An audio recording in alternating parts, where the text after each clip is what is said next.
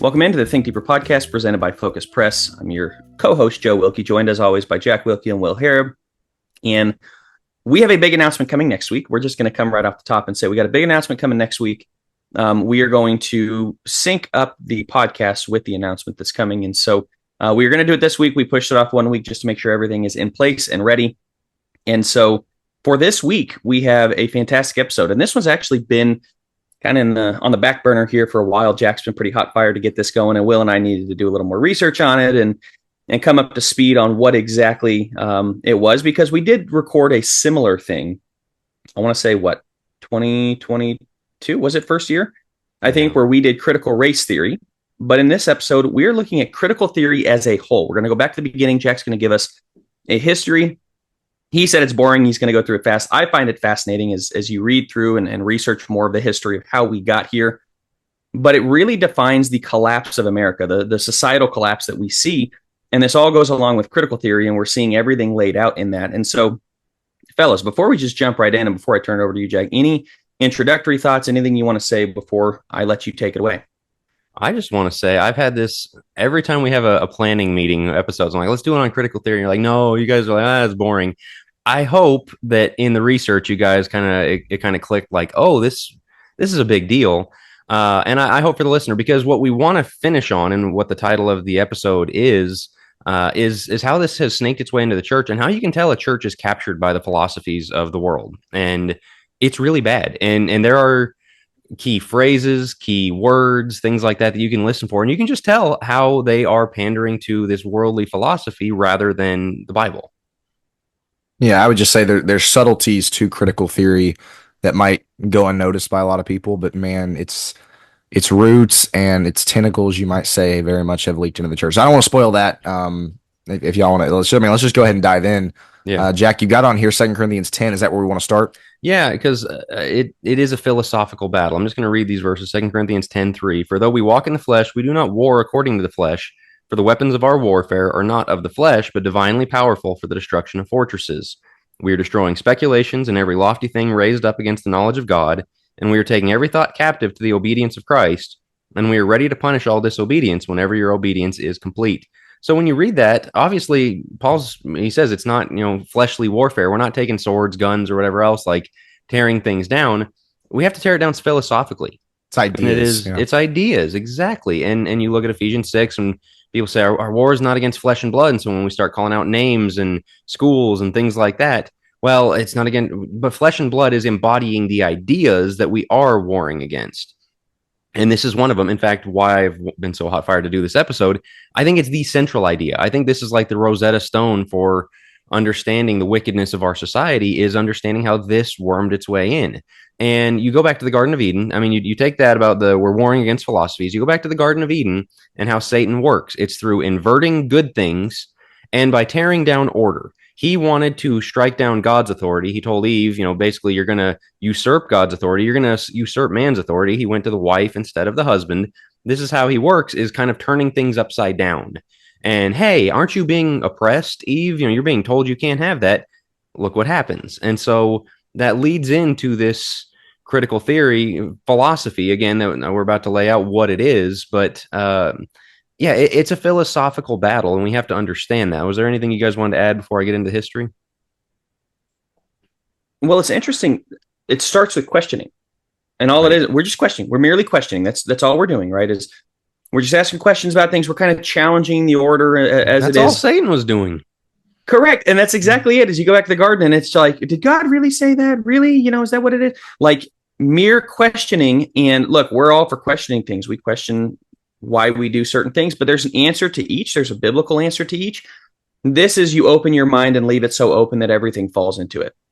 So that's the problem here, is it starts with this evil intent question, because Satan wasn't just questioning it like, was it? And Eve goes, you're right. God's, maybe it isn't this case, but she kind of clamps down on theology, and this is what God. Eve didn't do that. The question was intended to open her mind to broader things, which was sin. And I think that's what we're seeing here. And that's what I was going to say, is it's not just questioning for the sake of let's find the answer. In many cases, it's questioning with malicious intent. It's questioning knowing, okay, I want us to get to the answer that I'm looking for, which for critical theory, is that, the hierarchy, those things are bad, that authority is oppressive, that there's, victims everywhere and all these things. Like, that's the answer that they already have. And by quote unquote merely asking questions, it's with malicious intent, just like y'all are bringing up with the serpent in the garden. If Eve had said, when he said, "Did God really say?" And if Eve had like stood her ground, do you think the serpent would have gone, "Oh, okay, well that's the answer to the question, then cool." No, like he would have found a different way, or like it's merely questioning, but there's a malicious intent behind it to get to the destination that they want to get to. 100%. And that gets us really to the history so it started as part of the Frankfurt School in Germany, early 1900s. A guy named Max Horkheimer. Other names that were involved, one Herbert Marcuse or Marcusa, depending on how. I've heard it both ways, to quote Sean Spencer. That these guys had these ideas, and it's kind of a just asking questions. But you might remember a few weeks ago, we talked about Chesterton's fence or Chesterton's gate, which is the idea of, if you're going to tear down an institution, something that's been there a while, you need to know why it was there. Their whole thing is, we've got to tear down because society is oppressive, society is bad, society is all these things. And essentially it's these guardrails that were protecting us from really bad things. Because if you also know what was happening in Germany in the 1920s and 1930s. We talked about on one of our Pride Month episodes. You had the institutes of sexology and all these like really ugly things that were coming out of there, the early transgenderism movement. And now you've got this philosophical movement of, hey, all of these institutions are in the way of progress, and so we're going to have to get rid of these. And obviously things started happening in Germany in the 1930s and 40s. So Frankfurt got moved westward, and a lot of these guys ended up in America. Marcuse came to America and started spreading these things. He got in with government agencies. These things got into the schools, and it just dominates our society. Like, he was at the university level. Interestingly, he goes from Germany all the way over to Columbia. So, Columbia University in New York, right, and then goes all the way to Los Angeles. And where do you see two of the biggest hubs for these things taking place? LA and New York. And so they're spreading it from there. Then they went back to Germany and created it. But the Frankfurt School is more, and Jack, you may be getting into this, but more of a philosophy. Like, yes, it kind of started at a school in Frankfurt, but it was more of a philosophy where they took a lot of the big thinkers of the day, and they were kind of part of this Frankfurt School of thought. And that's how you got all of these guys in various locations, various universities that started spreading this out. And so when you hear kind of the conspiracy theorists talk about how the universities are ruining America, this is how it happens. You start at the university level, you have multiple around the world. They come to New York, they go to LA, they spread to Chicago, they spread to these different places. And all of these theories start snaking their way into the university. So you have these young, impressionable kids coming up 18, 19, 20 years old.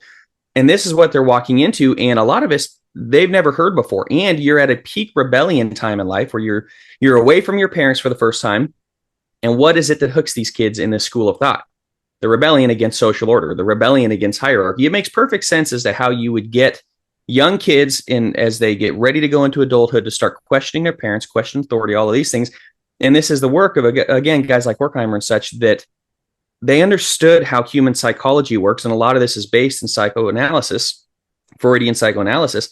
And so they're using a lot of psychology to kind of snake their way into the minds of young men and women. And man, it's sinister. It's sinister. But once you start seeing it, you start realizing it's university, and then they kind of bring their way down. Sorry to cut you out, Jack. Let me add a couple other things that are kind of more specific to what they taught. One of them was a problem posing form of education, which is, rather than, hey, we're going to teach you this is right, and the school, the teacher, the parent that has the church has authority, it's, we're going to come in and, well, and this is borrowed from Hegel, getting too deep into the philosophers, but the Hegelian dialectic of, well, I bring a truth, you bring a truth, synthesis or thesis, antithesis, synthesis. You've got something, I've got something. Let's work and put it together, rather than one guy is right. And so if you've seen that meme of like, two people are looking at a number on the ground. Well, is it a 6? Is it a 9? Well, I think it's a 6. I think it's a 9. And they've got to work it.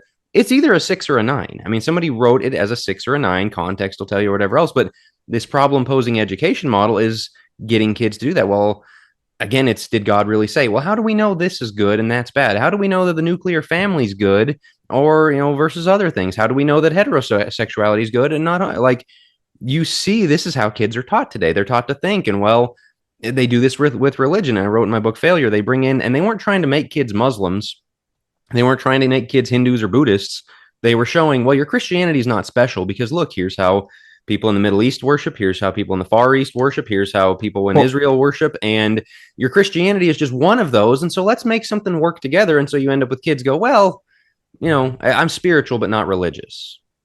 What's interesting about that is they're looking for that form of quote unquote compromise.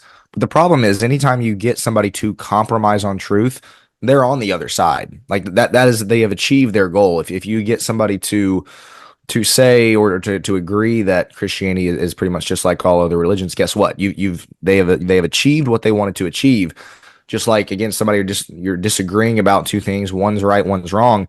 If you can get them to meet in the middle, who ends up the most wrong? It's the guy who was originally right because he had to come off of his correct, truthful position to say, well, let's compromise, let's meet in the middle. And so the person who was wrong they won. They got what they wanted. And so that's in my view, kind of false viewpoint of this compromise thing or this problem posing education model is that when you've got truth, when you've got right, when you got wrong, and they meet in the middle, the wrong wins and the right loses because it's the correct, it's the truth or the correct thing, the truthful thing that is compromised and so therefore is lost out. And that's what it's kind of, again, it's a subtle thing because it's under the guise of this compromise or this let's meet in the middle thing that appears so noble. Well, and that's, there's only one way to be right? There's only one way to be true and everything else is wrong. And I wanted to read something from Mark Hughes in this essay called Repressive Tolerance that he wrote, which there's a buzzword right there that should ding in your mind. He said, in the interplay of theory and practice, true and false solutions become distinguishable, never with the evidence of necessity, never as the positive, only with the certainty of a reasoned and reasonable chance and with the persuasive force of the negative. A lot of fancy words there to say, I can't tell you what's true, but we're going to move away from one thing in hopes that we can find the other thing. He says, for the true positive is the society of the future, and therefore beyond definition, arid determination, and while the existing positive is that which must be surmounted. So essentially what we have is bad. We know that. The only thing we know is that what we have is bad, and we're just going to keep moving forward. What do you call that? Progressivism. This is progressivism weaponized, turned into a philosophy, brought into religion and education and politics and everything. And this is where the hierarchy comes in and why I think intersectionality and privilege and things like that, if you hold the truth, and Will, it's your point. If I don't back off of truth, off of Christianity, and I say Christianity is true, therefore everything outside of it is not, you can align with it, in which case you're in truth. And if not, you're out of truth. What does that create? It creates a hierarchy where you're saying you're right, or I'm saying I'm right and you're wrong, therefore I'm on top of you, quote unquote, in that way, theoretically or philosophically. So what they would call that is privilege, or what they would call that is, this is why intersectionality, they're trying to usurp or upset the social order of that. And that's why they have to bring you off of truth. If we're all in this muddy pool together, which is how they get this intersectionality of the most broken among us are the ones that ought to be standing above. And so power structure matters a great deal to those in critical theory. Truth poses power structure because it assumes that there is something that's better than something else. And though they decry that and they say that's kind of not the case, that's essentially what they're pushing for in intersectionality is they want to take the lowest and bring them up. And to me, it's kind of like the guys that started this. I'm sorry, they're losers. They're losers that want to take we're sick of being losers and we want to be at the top of the food chain. Therefore, we're going to take those that didn't work for it, that it doesn't belong to. They don't appreciate it, nothing like that. And they're going to bring it up to they're going to bring them up to the heights and give them everything while everybody else that did work really hard is kind of demoted. It's a complete power structure thing, but they will use it under really slick terms. You have privilege, right? And this is just It's power dynamics. I want to read this. Yeah. I just Googled critical theory. I wanted to read this because this is from their own words. This is kind of how they look at it. I thought this was very interesting because we look at it from a very negative. This is how sneaky it is. The definition of critical theory, according to Helpful Professor, this first thing on Google. Critical theory is a philosophical and sociological approach to understanding power and inequality in society. It emphasizes the importance of questioning dominant culture narratives and cultural narratives and promoting the voices of marginalized groups. Critical theory sees power as unevenly distributed and used to maintain and reproduce social inequalities, and seeks to challenge and transform power structures in the pursuit of social justice and equality. Well, who doesn't want social justice? Who doesn't want equality? And doesn't that sound a whole lot more noble? Yeah. Correct. It's like, oh, the uneven power structures. And so they start sneaking these things in where it's like, I don't want to be, I don't want a world of inequality. I don't want to be mean to other people. I don't want to be racist. I don't want to be all these things. And so they weaponize these terms to really bring you low. They weaponize xenophobia and racism and homophobia and all of that's critical theory. As they come in and weaponize these terms to get you to realize this is unequal. You have privilege. You have all the power, and you need to give it to somebody who doesn't have any power. And that's exactly it. And I like what you said about their losers tearing it down. But if you're just a loser coming in, like, I got to tear this whole thing down, nobody's going for that. And that's the thing about this, and I'm not going to jump ahead and get into the church part of it, but where they couch it in Christian terms, where good, loving people are like, well, that's bad. I don't want people to be oppressed. I don't want people to be, have their rights taken away and such and so forth. And then the stuff about power dynamics, power is bad and stuff like that. Well, so much of what you see, but again, I'm jumping ahead of the outline. Let's talk about it in society before we get into it in the church. And it's just, again, tearing down oppressive authority structures and questioning what we've had to bring in something new. And that starts in the home. It's undermining the husband and father. A lot of times you'll see people call this cultural Marxism, and there's people who deny that. And I'm not going to get into that debate right now, but you can see the Marxist roots or the Marxist connections in that was Marx's whole thing. Is we've got the capitalist oppressors. We've got to tear down the oppressors. And he was very much of tearing down the home and liberating the women and the wives and all that. And it's not a coincidence that Marcuse gets over here. 50s, 60s, you start getting the free love thing, the drugs thing, the Woodstock culture and all that, but you get feminism, you get Gloria Steinem, you get, we've done episodes on this kind of stuff, that it all showed up 10, 15, 20 years after he got here, and one of them is undermining the husband and the father. In fact, we've said before, we're the #1 pro-patriarchy podcast in the Churches of Christ. There are people who are very uncomfortable with that word. We are allergic to the term patriarchy, even though it's explicitly taught in the Bible. Why are you allergic to it? Why does that make you nervous? Why does it, I don't want to say I'm pro-patriarchy, because critical theory has captured our society to make you think it's a bad thing when the dad runs the home. And that it's inherently oppressive, I should add. Sorry, go ahead. Yeah, you're good. It's so interesting. You've got on here, under this section of husband and father, the umbrella versus the triangle model of family leadership. And, obviously the umbrella model, as far as the images go, kind of has a negative connotation because of the originator of really, I guess, who popularized that whole concept of, you got the father, and then you got Christ, and then you got man, and then you got the wife, and you got the children, literally taken straight out of the Bible, straight out of Ephesians 6, straight out of the New Testament. But again, that's a little bit controversial. And so, what have we turned the family leadership image, so to speak, into? A lot of people have heard the triangle analogy of, well, you got God at the top, you've got the husband and the wife down there at the bottom. They're the bottom corners, and the closer they get to God, then the closer they get to each other. That's taught at Church of Christ marriage seminars, and that's pretty popular these days. What's the problem with that? From a visual standpoint, the husband and the wife are what? They're at the same level. There is no really authority other than God at the top, and husband and wife, they're on the exact same level. And there's elements to it that are true and that are good. I like the idea of, like, if you want to get closer together, get closer to God. I like that idea. But again, just the visual aspect of it is, we don't really like the umbrella model. We don't like seeing the wife being under the husband. We don't like that kind of concept. And so let's create something new to maybe not to not upset the women, to not really have this whole idea of hierarchy. And I think those two visuals are very illustrative to this point you're making, Jack, in the sense of, if you can undermine the husband, if you can undermine the father, and more importantly, if you can undermine their authority, if you can undermine their roles, that's exactly what critical theory is aiming for. Jack, you sent us something that I thought was very interesting. I think this is out of Pat Buchanan's book. They flatly asserted that individuals raised in families dominated by the father, who are flag-waving patriots and follow the old-time religion, are incipient fascists and potential Nazis. As a conservative Christian culture breeds fascism, those deeply immersed in such a culture must be closely watched for fascist tendencies. This is, Will, as you're talking about, like, this is God's structure, and yet they see that as fascism. They see that as a power dynamic, as you wielding all the power. And what's interesting is, we even understand this. Jack's probably sick of me talking about this, because I've talked about him. I've talked to him about it a few times, but even in the therapy world, structural family therapy from Salvador Minuchin and Murray Bowen with his family systems model, even in that world, we understand hierarchy happens in pretty much every single relationship known to man. It happens among guys. You can see the hierarchy structure among men and kind of the wolf pack thing. Even in women, excuse me, maybe it's the most beautiful or wherever they kind of set their hierarchy.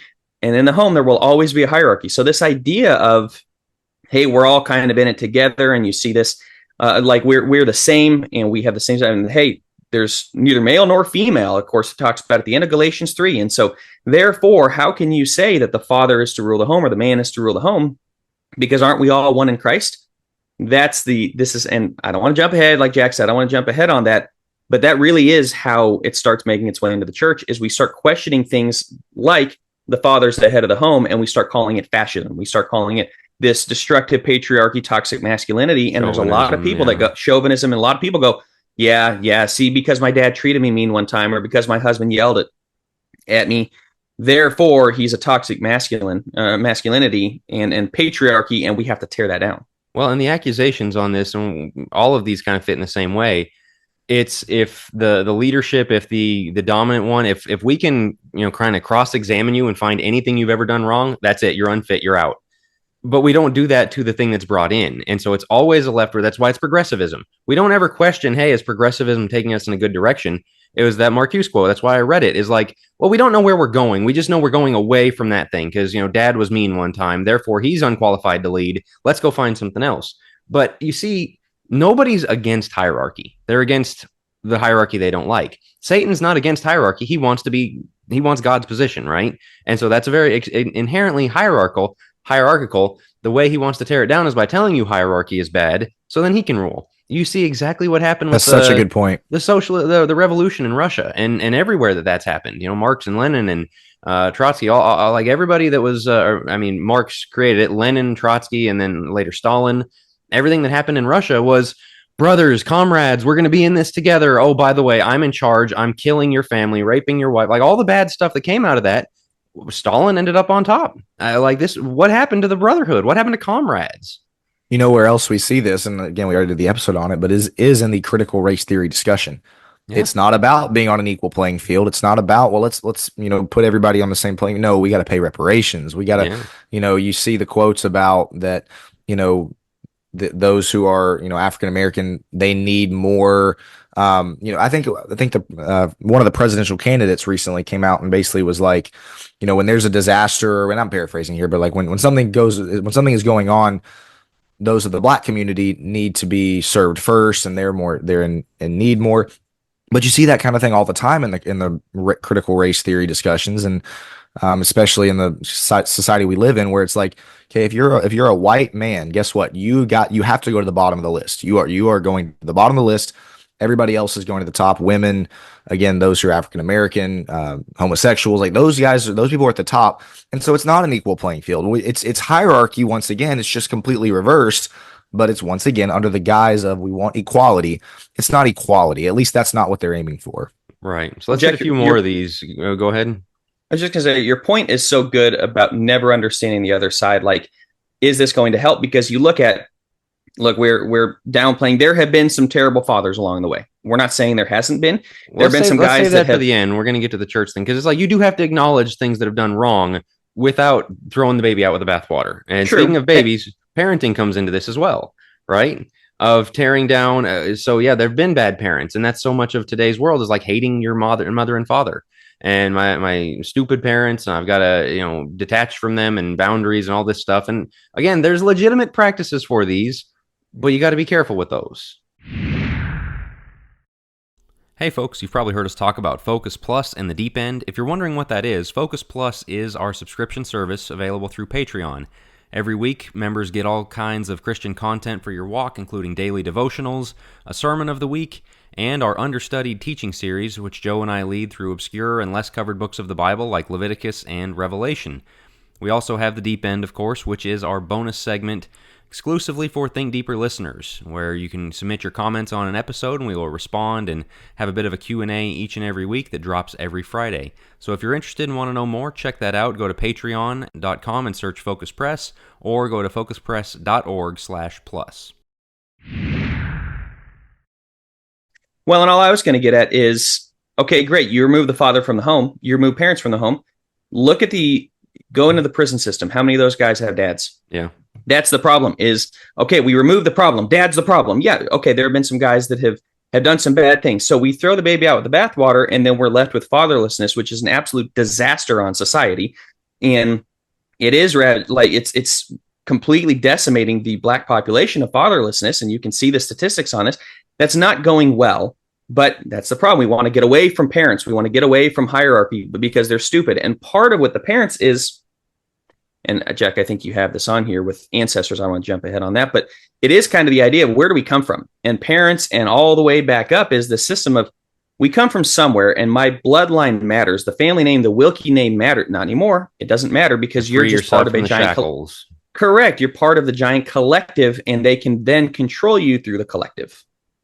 Which is what's so interesting about it is on the surface, it seems like it's individualism gone wild, not worried about your ancestors, not worried about the future generations, not, unshackling or whatever it is from your parents. And yet the goal of critical theory, as you said, is to make individuals a part of a big collective that pretty much does whatever. Moving on to the next one, unless you had anything else for parenting.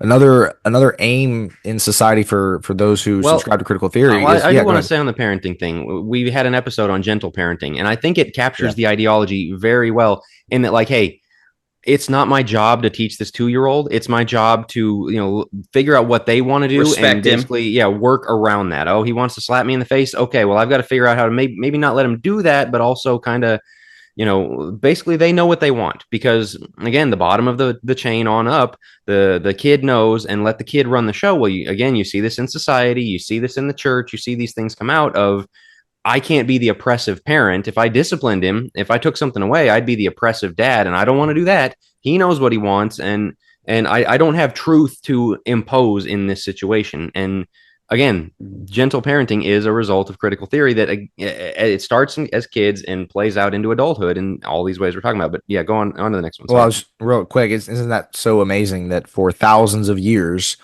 we've had parents that discipline their children and give them structure, give them guidelines. And then all of a sudden, the last few decades, we've got this gentle parenting thing come up just coincidentally after critical theory has really kind of taken hold of society. I'm sure it's completely coincidental, though. But the next thing we have would be undermining sexual norms. So undermining husband and father, undermining parents, and then undermining sexual norms. And goodness knows we see that in our society right now. But painting heterosexual people as kind of the weird ones, like that, those are the strange ones. You have TV shows, you have popular culture, movies, Netflix, all these things where they are putting very prominent figures. They are putting them in they're putting homosexuals in very prominent roles in movies and TV shows. Obviously, you have transgenderism that is all throughout our society right now. But just the whole idea of the nuclear family, heterosexual people, husband, wife, children, heterosexuality, none of that works with critical theory. Those are, once again, they're at the bottom of the list for critical theory, and their goal is to elevate all the deviant sexual behavior that's out there. You got on here, and Joe, I'll let you take over here in just a second. You've got on here MAPs, minor attracted persons. We've had episodes before about how where our country has gone from homosexuality about 10, 15 years ago. Now transgenderism, and where it's headed to is acceptance of pedophilia. That is the inevitable destination, and that is where we're going to get to. And you've already got people that are kind of coming out advocating for that. It's just another level of undermining the sexual norms that, once again, Christianity with heterosexuality has put forth for thousands of years. Well, it's a war with words, right? They are always trying to win the word battle, and this is why accepting stupid words like cisgender, it's a pejorative against heterosexuality. Oh, you're cisgender. And they would say it's not a pejorative. It is. You don't need to label me. No, I'm normal. That's what it is. What Norm Macdonald called it, a way to marginalize normal people. Yeah, that's exactly it. And the minor attracted person, if you don't believe us, or if you think Will is crazy, seriously, go Google minor attracted person. You will find that they're absolutely pushing for pedophilia. They're trying to make it a sexual orientation. But they can't come up with like, hey, we're pedophiles. They can't say that. Which pedo is just a child and philia is love, right? The lover of children. And So they decide minor attracted person sounds better. Well, they're pushing it through war with words. They're trying to win their way. But yeah, I mean, the sexual norms, I think you're seeing the free love of the 60s, flower power, all of those things that have taken place, and Playboy and pornography and the rise of all of that through. And then now we're seeing the LGBTQ plus, all of those. All of that is coming from critical theory, where you seek to subvert that which is normal. They try to take anything that you believe in, that you think is legitimate, that comes from scripture. They will look at it and they will subvert it. And it's everything. It's capitalism. It is heterosexuality. It is the family and the father being a strong figure. If you look at all this, that's why this episode matters. Is critical theory is literally that which is tearing down everything we hold dear. And sexuality is a big one in this culture that we're struggling with it so much, but these roots have been laid down since like the 30s, if we really look at it, and probably even before that. Some of the critical theory stuff goes back to the 1800s. Really, since the 30s, this has been taking place, and you see the slow progression of the sexual slide into deviancy, where now we have minor attracted persons. That's critical theory. Jack? Right. Well, and this one also gives one of those underlying things, just like gentle parenting shows how they feel about the individual and authority and stuff like that. This shows that there's a leftward purity spiral. Again, as Marcuse said, we know that this boundary that we have had is bad. So we're just going to move away from it and find something else out. Well, that leads to this leftward purity spiral that keeps happening. That, okay, and we've talked about this before, of divorce and cohabitation and all that is what leads to Drag Queen Story Hour down the line, when you give an inch, as they just keep going, they keep going. And how that happens is somebody goes, oh, well, if you're pro-gay, I'm pro-trans. And you see this J.K. Rowling. I mean, a very liberal, progressive woman has been thrown under the bus because she didn't keep swimming leftward with them. She said, no, I'm going to park right here. They're just going to keep going. And the person who was the progressive yesterday is now the regressive, stuck in the past, because they keep going and going and going. And we're, again, a few years away from, you bigot, you don't accept minor attractive people. I mean, you're seeing it right now with drag queens and stuff like that. And, and so the leftward purity spiral, that deals with the homosexuality thing, but it deals with everything that they touch. Is, I'm going to one up you by, I'm more pure than you, by accepting even more and by undermining oppressive structures even more. And there's no breaks. And so that's an important thing. We'll get to that, how it applies to the church here in a minute. One more brief one on this front end. We've talked about critical race theory before. I think that's the one people are familiar with, so I'm going to pass over that. Undermining ancestors. Interestingly, Columbus Day is just a few days away, or Indigenous Peoples Day, as some people call it. That's why they call it that. That's what's going on here. Even Thanksgiving. Some people, I'm not going to celebrate Thanksgiving because things like that happen. And the 1619 Project, that America is a slave state. That's what it's always been. 400 years of slavery and oppression and all this stuff. Again, we're going to save the conversation for the end of how do you deal with bad things that have happened in the past. That's important, and acknowledge those things and acknowledge that people weren't perfect and did bad things or whatever else. On the other hand, Columbus made the world a better place. Thanksgiving was something worth celebrating and things like that. Our ancestors weren't inherently evil, but ask, why do they want us to disown all of our ancestors? Yeah. I mean, what do they get from it? They get the hierarchy. They get all the things that we have held dear for so long. If they can undermine that, get us to look at that as bad, get us to look at that as immoral, then they pretty much uprooted what our country was founded on, which coincidentally, Christian principles. What I was going to say, Jack, is this is a quote that you sent us, and so I'm not trying to steal your thunder here, but when I was reading through it, to me, it was very illustrative of what critical theory is. And as we're going through all these, this is just, I wanted to read it so that people are aware of kind of this very good summarization. It says critical theory eventually induces cultural pessimism. I thought this was very interesting. Cultural pessimism, a sense of alienation, of hopelessness, of despair, where even though prosperous and free, a people come to see its society and country as oppressive, evil, and unworthy of its loyalty and love.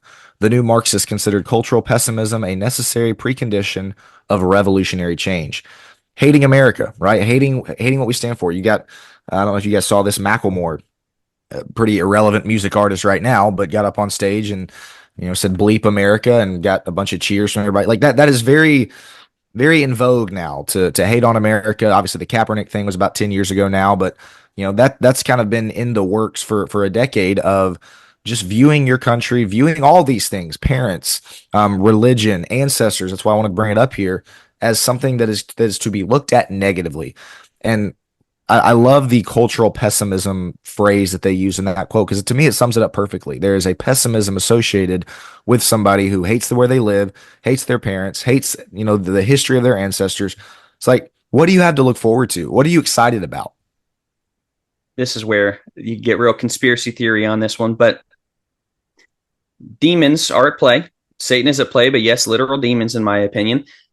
If you notice, globalism is a big deal to them, and this whole transcendent Eastern religion ideology of like there's multiple gods and people take ayahuasca and they take all of these psychotropic medication or psychotropic drugs and LSD and things like that. And what do they hallucinate? We are merely part of everything, right? And so that's what's going on here. That's ultimately the game that's being played. I think Satan is at hand. And those that kind of push a globalist agenda, which is a lot of people in the church, we need to help the guy in Kazakhstan. We need to help the people in China. Like, we could pray for them.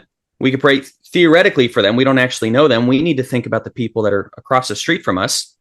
But if you cause you to hate your neighbor, the people across the street from you, hate your country, everything that your country stands for, all of the ancestors and all the good and the bad, and just appreciating this is where I come from, these are my roots, you take that away.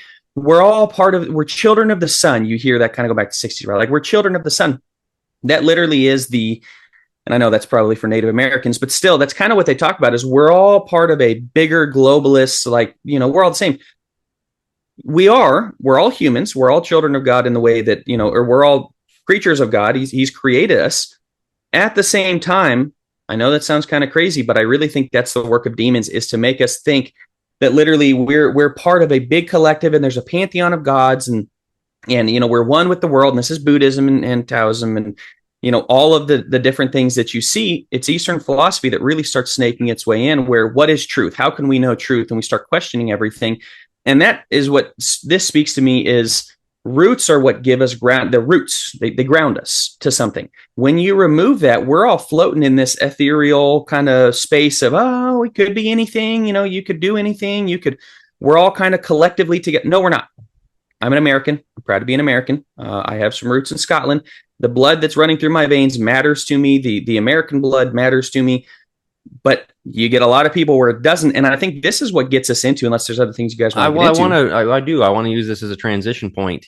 That kind of the hating your ancestors and again global and things like that. That David Platt, he was a big author 10, 15 years ago, and he's just radical more and more into he became radical. He's one of the foremost critical theorists and in a pulpit in America, but he's had a lot of influence. And there was a video going around where he was talking about immigration and just, again, the globalization.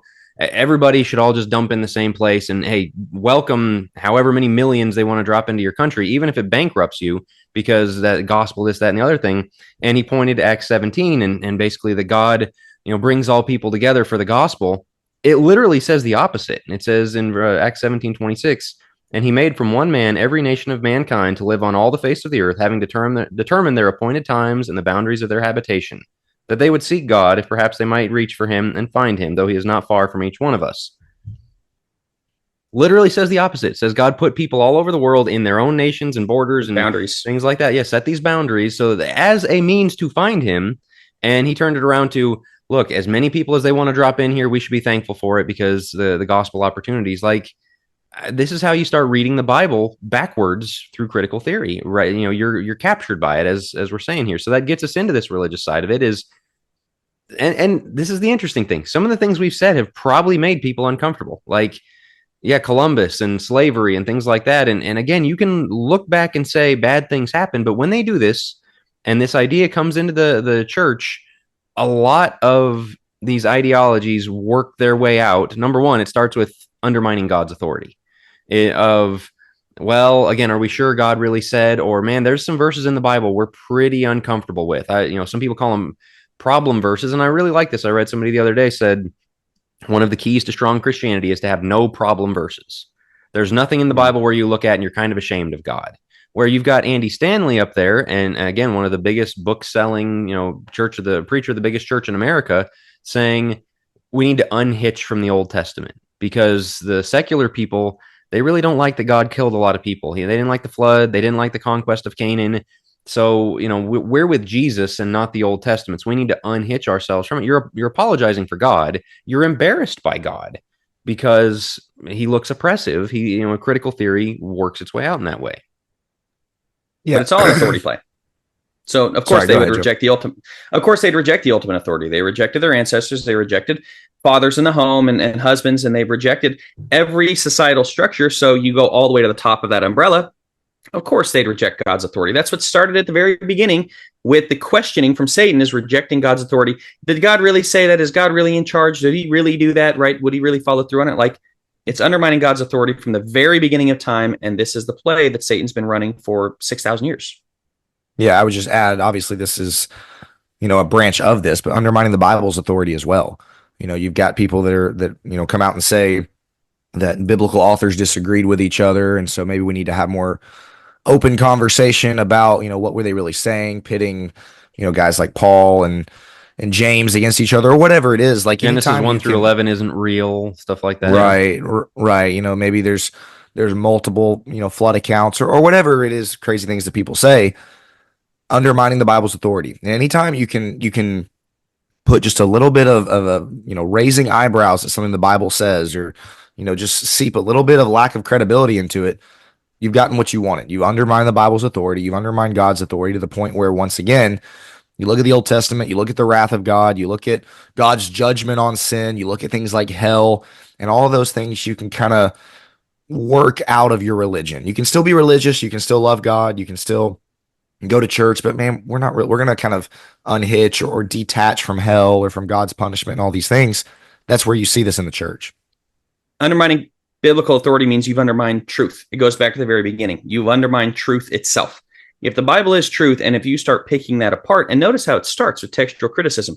Did Moses really write the Pentateuch?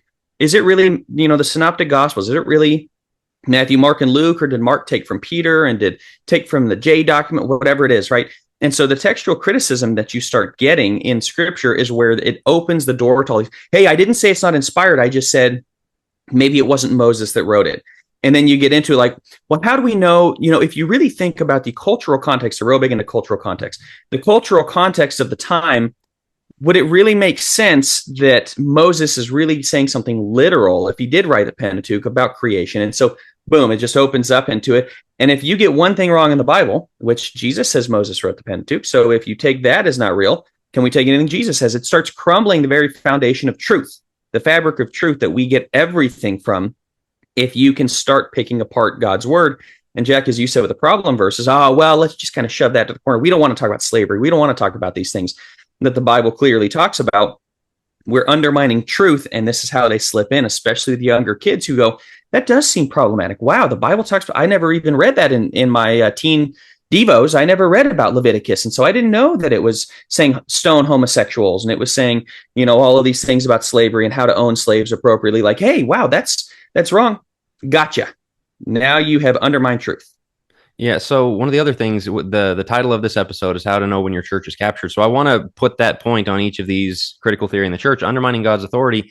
If your preacher starts talking about how things in the Old Testament, this is more of a Jewish myth, or, the poetic language is not meant to be read all that literally, pay attention to that. Job is another one they like undermining. And one of the problems is some of the better, deeper Bible study material out there these days is the stuff that is paving the gateway to this, of Bible Project, Michael Heiser, guys that are very popular and have some really good stuff and say deep stuff you might not find anywhere else, will slip in little subversive things like this to undermine some Bible authority. If your preacher or Bible class teacher really gets squirrely about Old Testament, like you say, stoning people to death or the conquest of Canaan, pay attention. It was probably not a global flood because God wouldn't kill that many. Just keep an ear out for that. Second, social justice language. The socialism kind of talk, the BLM thing was huge a few years ago, of just sit down and listen. There's that guy at, I'm not going to say names. People know if they know. White guy goes around, gets lectureship circuit stuff, gets writing stuff like that, prominently featured, telling other white people telling other white people how racist they are and how racist they've been and how they've got to, Robin DiAngelo, Ibrahim Kendi, critical race theory garbage of decentering your whiteness and stuff like that. And people just lap it up. They invite him to say, tell us how racist we are. Tell us about this stuff. And again, you can clothe it in biblical language of the minor prophets and justice and oppression and the God's against oppression. And absolutely, But that doesn't mean you've got to roll in all of this. You don't need critical theory. But you see, I mean, Matt Walsh's movie came out, right? And the ridiculous lengths people are willing to go to, but this absolutely seeped into the church, where you do start seeing the "He Gets Us" movement, the commercials on TV of Jesus is just like one of us. He gets us, and he understands being oppressed, and he understands poverty, and he understands all these things. And so they're trying to create this Jesus that knows all about that. It's like, but Jesus also knows the rich white guy too. But we're not going to talk about that. Like, he gets us type of thing.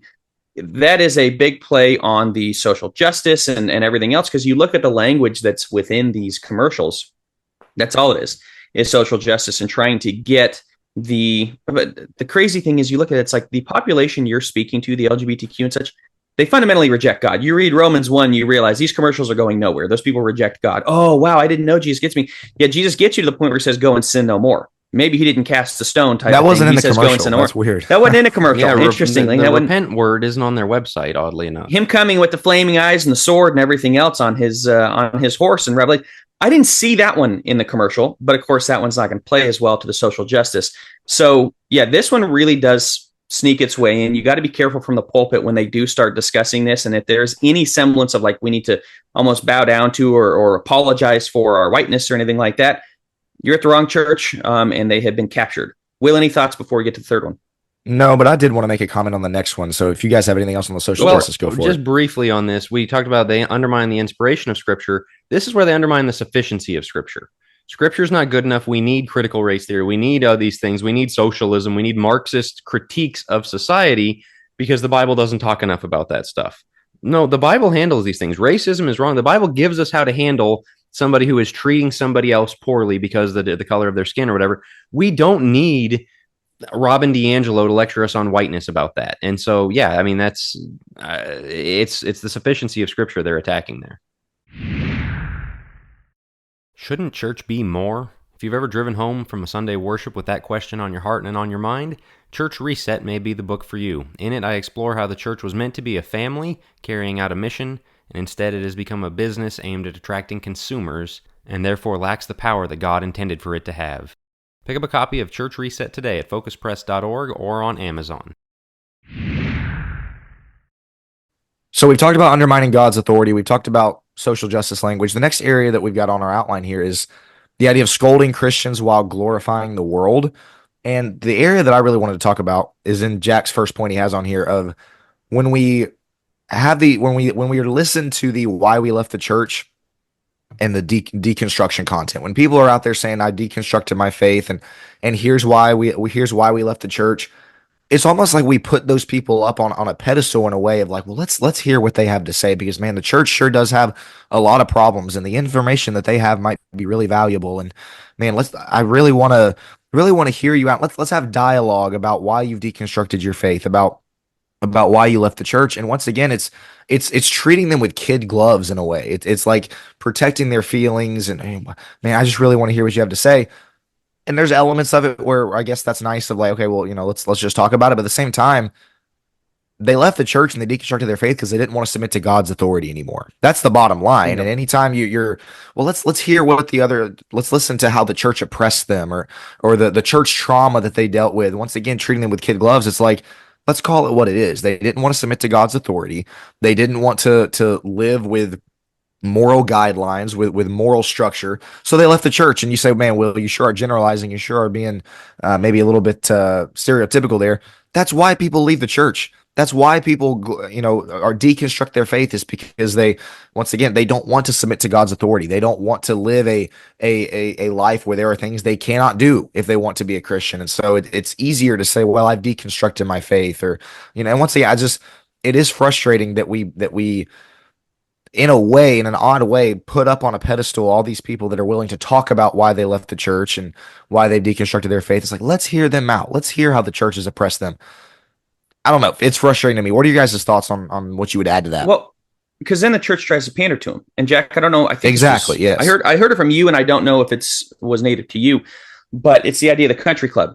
And somebody leaves the country club, and you run after him like, "Hey, why'd you leave?" It's just too expensive. Okay, well, half the cost. How's that? What about a quarter of the cost? And then they leave and they go, well, I just don't like the dress code. Okay, well, forget about the dress code. Bring in your flip flops, shorts. That's fine. Well, I left because I don't really like the food. Okay, well, what can we get you? Can we get you mac and cheese? What would you like? No country club, self-respecting country club would do that. They'd go, sorry, man, clearly you don't want it. You don't want to pay the high price and you don't want to stick to what we have going on here. And yet when it comes to the church, because we have this in our mind, we have this critical theory in our minds. It's like, how can we serve the underprivileged, quote unquote, those that are struggling from the inequality that faces? And then you have people that want to say, well, Christian kind of comes with this. I'm not even comfortable using the term Christian, or I'm not comfortable using these specific terms because that might offend a certain person. Like maybe they need to be offended. Maybe it's okay to offend certain people with the gospel, to offend certain people standing up for Christ. And I love your point, Will. Like, man, I wonder if maybe one of the reasons they left is because they rejected God. Did we leave room for them rejecting God, or was it just because it's always our fault and we have to take it? Because the church is supposed to be for everyone. Like, no, the church is supposed to be for saints. The church is supposed to be for people that truly do desire God. And you look in the Old Testament, God didn't exactly have the warm and fuzzies for the people that rejected him. I remember him swallowing them up with the ground. I remember him sending fiery serpents among them to kill them. I remember that. I don't remember him pandering to all of the Israelites going, please, can you please want me? And what can I do to change it? That is not the God we serve. And yet Christians, because of critical theory, get into this and we look like losers to the rest of the world because we stand for nothing. The Andrew Tates that go after Islam, it's like, at least they stand for something. He's an idiot. Don't follow him. But at least they stand for something. Christians are willing to give up everything. We can't even get to like inch number 1 before we go, okay, let me give up ground because we don't want to offend somebody. Well, what did Paul say about Demas in 2 Timothy 4? Demas has forsaken me because the church really hurt him and because he felt like he was oppressed and, man, he had some trauma. No, he said Demas has forsaken me because he loved this present world. That's what Paul said. You know, again, we can call it whatever we want in today's terms, but loving the world, rejecting God, that pretty much sums up most of the reasons why people leave the church. And with all of these, again, the hook they have is churches do bad things. Preachers do bad things. Scandals happen. People are mistreated. Things like that really happen. And so they say, you're denying all that? No, I'm not. And we're saying, once again, don't throw the baby out with the bathwater, because what happens is you never, and this is an important point, I'm coming back around to it, you never measure the goodness of the direction you're going. It's just, okay, I know that other thing was bad. Like, okay, well, some things are bad. And again, the Bible is sufficient to tell us when a church leader is a stumbling block, when a church does something bad. That's not an excuse to leave God. It's not an excuse to leave the faith or the church.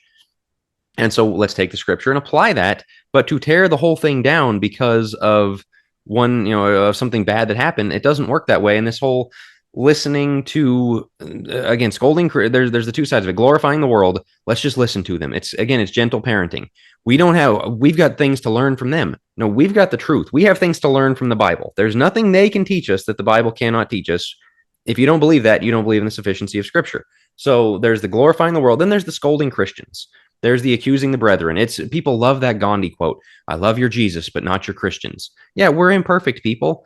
Don't talk about my family that way, okay? It's kind of that thing of, I can pick on Joe, somebody else comes and picks on Joe, we got a problem, okay? And so we can talk about the church does need to grow, the church does need to do better, but when we're talking to the world, this is our family, we love the church, but people will throw Christians under the bus. They're throwing Trump voter Christians under the bus. Russell Moore and David French have made their career into doing that now, of throwing, well, you're a Republican Christian, you're just damaging the church's witness. Tim Keller, again, slamming people to his right all the time, and it's always moving left, never, always coddling to the left, never telling Keller had abortionists and gay rights people in his pews, and he would never tell them they were wrong, but somebody to his right, oh man, you're just embarrassing the church, you're not being very winsome, you're not, and so you're accusing the brethren, again, the guy that gets up and calls Christians racist, tells white Christians how evil they are, you're an accuser of the brethren. You know who else is?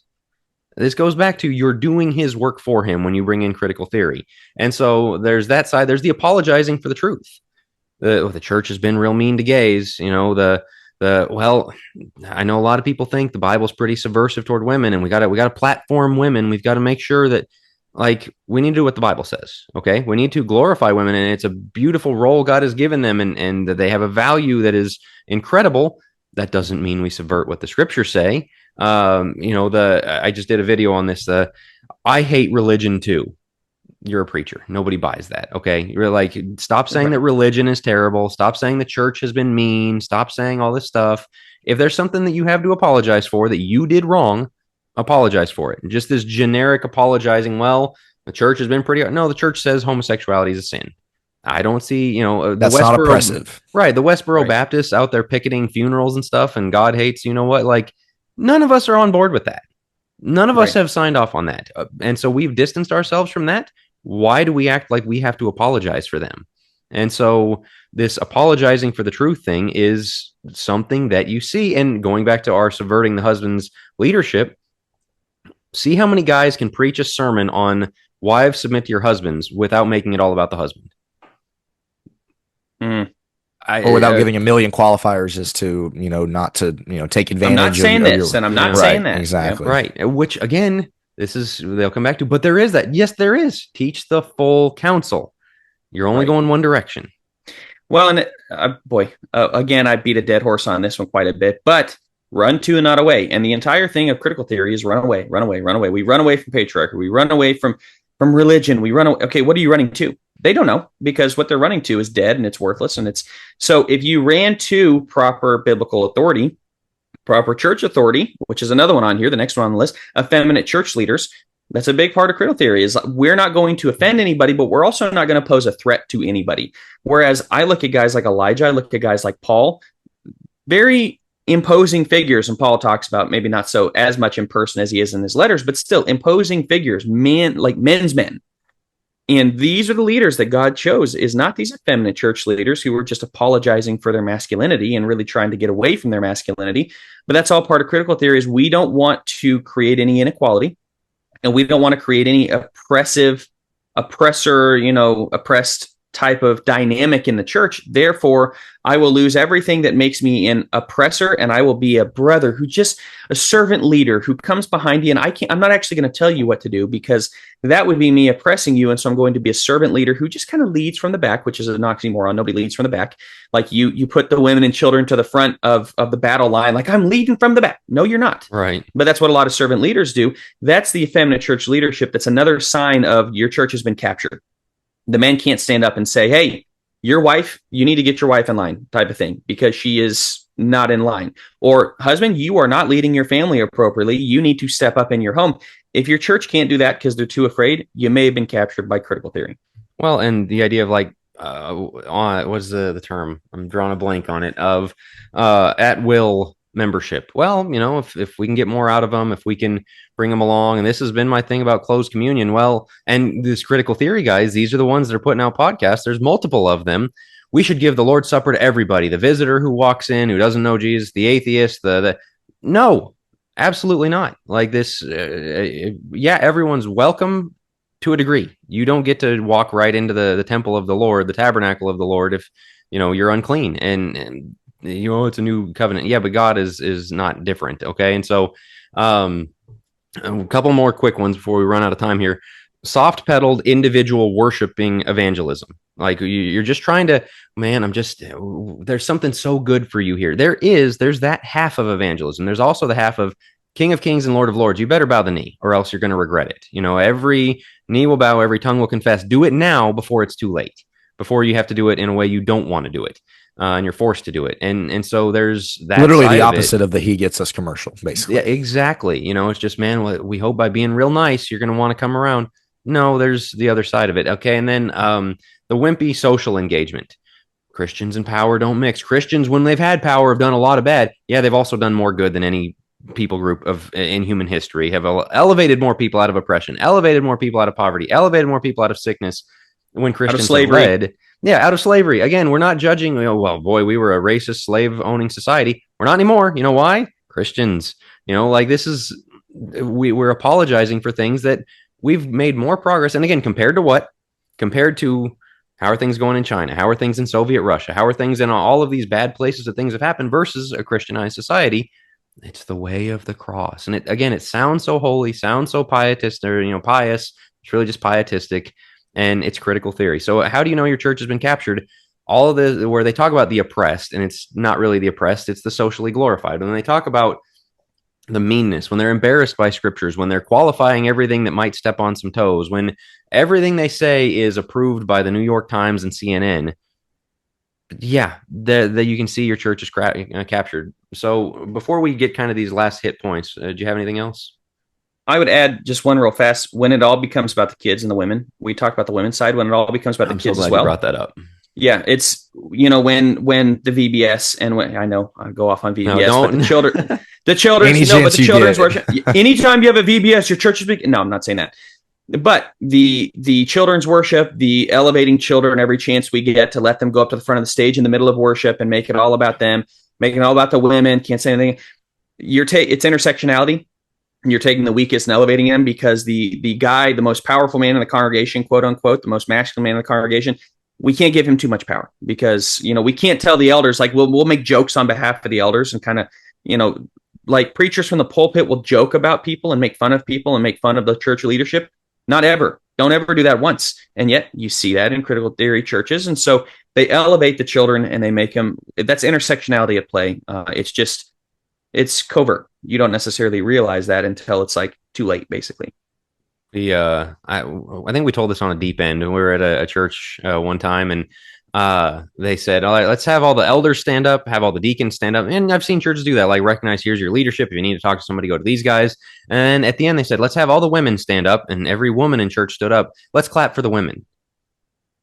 Like, this is exactly it. This is, well, the women, we need to make sure that we're putting them up on a pedestal. We need to be thankful for our women. What you just told all the men is you're less important to us than they are. It was bizarre, but this is the kind of stuff you see. So, few things. What Christian critical theorists don't understand. First of all, critical theory is an attack explicitly on Christian culture. When they talk about tearing down the oppressive, they're talking about the bulwarks that were keeping society from turning into this degenerate, pro-drug, pro-gambling, pro-everything sexual, pro-everything that it's become. It was designed to get those roadblocks out of the way, and it did. And so when you join with this, you're joining a satanic Christianity destroying or attempting to destroy thing. Critical theory in the church is a skin suit religion. It will get Bible verses. It will sound holy. Its results are death. There are no breaks. It will eventually devour and cancel everyone. You might think that you are, leading the pack and that you're a progressive. You're kind of, you're more loving and soft-hearted and all that. Then there's people that say that about us. Like really looking down at, boy, those guys, they're real hard. You're going to be that guy. If you don't keep swimming leftward with them, in 10 years, they're going to be looking at you going, wow, that guy is a hard liner. We got to get rid of that guy in the church. Just like J.K. Rowling in Society, right? Exactly. The other thing, apologizing for something you didn't do is a lie. When in 2020, I remember there's all this stuff preachers need to preach on this racism stuff. And I was looking around and I had a very mixed race congregation and they're telling me I've got to preach on racism in society. This was a mixed race congregation that deeply loved each other. I'm supposed to tell the white people in there they're racist? No, they don't need to apologize for something they didn't do. Okay. We can say certain things that happen are bad. They didn't do it. Why am I holding that against them? And so these are things that we have to realize and stop apologizing for God, stop apologizing for the Bible, stop apologizing for Christians, your parents, your ancestors. It's absurd. We've got to go because I know Joe's got to, I think, fast forward. But I did have a question that I wanted your guys' thoughts on. Specifically, I guess, within the churches of Christ. I'm not really talking so much about the, David Platts and guys like that. When people get up in pulpits and church leaders, and I guess specifically ministers who do this kind of thing that we're talking about, apologize for the truth, scold Christians, glorify the world, all these things, use social justice language. Do you think that they are consciously aware that they are subscribing to critical theory? Or do you think this is just more of it's seeped into the culture, so it's kind of seeped into their brain. They think they're supposed to talk that way, and so it's less of an intentional thing, less of a conscious thing, and more of I just kind of thought this was what you're supposed to do. What are y'all's thoughts on that? I was very curious.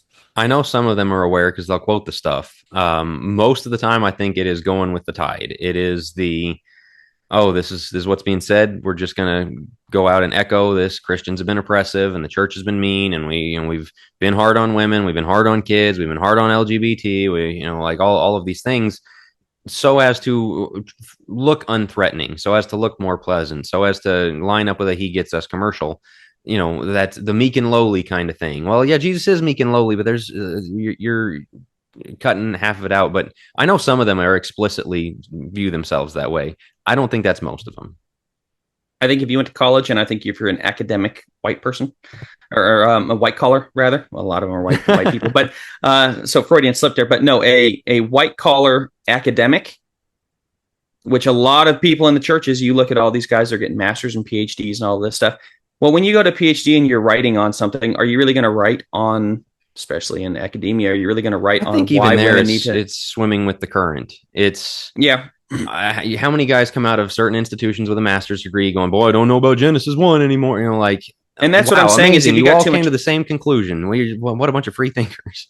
if you have too much time on your hands, you will end up subverting things. Some of the best and most sound people I know are blue collar workers who get out there, brave the elements, do things in the dirt.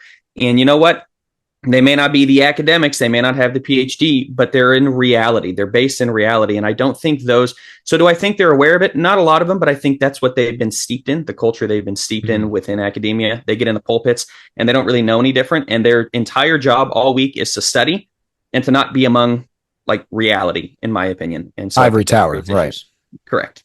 Yeah, finally, just briefly, I mentioned we talk about it, and so I'll just hit it for 30 seconds here. When we have done wrong, when there is. Well, hold on. I want to push that to the deep end. Well, no, we need to talk about it on the publicly. Okay. Well, because this is the big question. People are like, well, there is racism, there is oppression, there was slavery, there was bad things that happen and things like that. Yes, you have to realize human history is a flawed history because we're humans. I mean, we have a fallen nature. That's one of the other subversions here is we believe in the mankind is sinful. They believe that mankind can be purged of their sinfulness by education and all this stuff. It's not true. There's always going to be that kind of thing. Acknowledge it.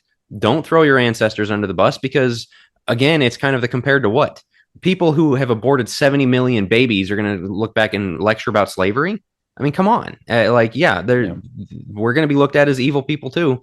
It's not all or nothing and throwing out the baby with the bathwater. So acknowledge wrongs when it's there. If somebody needs to apologize, they should apologize. The oppressive husband, the unsubmissive wife, every side of the equation, wherever you are in the power dynamic, because that's the other thing. Well, a wife can't sin because, power dynamics and, minorities can't be racist because of power dynamic. No, everybody can sin. Okay. And so if you do, apologize, fix it, move on, call for repentance.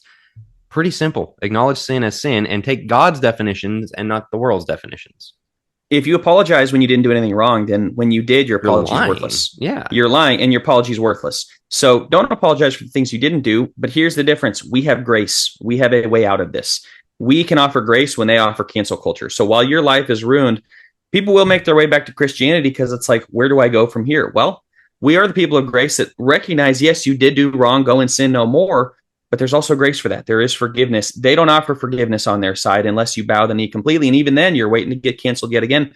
We offer truth and we offer something that has heart to it that they cannot possibly offer. And that's just to wrap this up. That's why it's so important not to have captured churches with critical theory in them is as the world keeps swimming left, if the people in the world keep getting canceled and they're looking for somewhere to go and they see a church that's like 5 feet behind, just drifting left with them, there's no hope in that. They're looking for something solid, something where we can say this is truth and we're standing on it. That's right. What a great way to wrap. All right. Full circle. We're All right, supposed Joe, to go ahead. we're supposed to do but I'll keep it very, very brief. On the Think Fast, the thing that's happening just today when we're recording. So by the time this comes out, I don't know what will happen within this next week. By the time this comes out, dock workers from Maine to Texas are on strike. That is a kind of underplayed news story. It may get huge over this time, but this has been taking place for the last couple of days where it's kind of coming into, wow, this might happen. They've officially gone on strike. Times may get very, very difficult for Christians.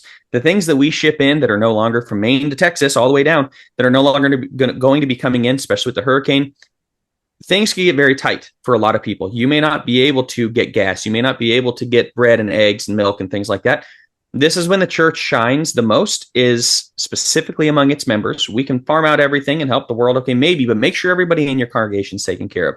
So I say that to say, if you're somebody that has plenty or somebody that thought ahead, be willing to share with those in the congregation. And if you're barely plugged into the church and you think that you're going to be the first to line up and get the loaf of bread from brother so-and-so who's being real kind, no, that needs to go to the people that are very close, right? Those, the church families that are actually families. Everybody comes for the handout. Make sure you're taking care of those in your church. And if you have more to offer, make sure you're offering that. But also, don't be too prideful to go to somebody in church and go, hey, things are tough. This may work out to be nothing. They could solve this tomorrow and everything is fine. So by the time this comes out, maybe this is irrelevant. But it goes to show how fragile the system is, that all it takes for them to go on strike and we could be toast. It could be really, really bad. And that's why the power of the church and the church family taking care of one another, that may be more relevant in the next 5 years, in the next 5 weeks, than ever in America. really important for us to plug into our local churches, look for ways we can help. Don't be too prideful to ask for help if that is the case. And the church has the opportunity to. That is happening. That happened today. Yep. Yeah, I didn't even know it was which a story. is October 1st. Yep. Yeah. So and again, it could be one that becomes nothing, but there's for all the nothings, I remember the panic of shopping in 2020. I mean, like things can get bad, and having community, having connection, and you just never know. You just never know. If you have a little more money to go buy a little extra to help somebody else, now might be a good time to do it. I don't want to panic buy or go get everything. No, but at the same time, maybe grab that extra toilet paper roll or whatever it is, package that you can then give others or to others in your church who may be in need. So it's just a way to start thinking about how we can serve one another a little bit more tangibly other than just praying for each other. People may have legitimate needs coming up here in the next little bit. Even after the election, things could get very tough. So it may be a good idea to just start thinking about that. So that would be my think best. Any thoughts, fellas? No, interesting point. Very interesting. We'll see what comes of it. All right. That's a wrap on our episode. Comments, questions. We do have some stuff for the deep end, but I didn't want to leave people hanging on what I think is a really important point. And so, critical theory and captured churches. What we will leave for the deep end is if you're in a captured church, if you're in a church where the preacher is always apologizing, is always throwing people under the bus or whatever, we'll talk about that. And we're going to save that for the deep end because this is so stinking widespread. It is very subversive, very difficult. So we'll deal with that. We'll talk to Focus Plus on Friday. Talk to the rest of you guys next Monday.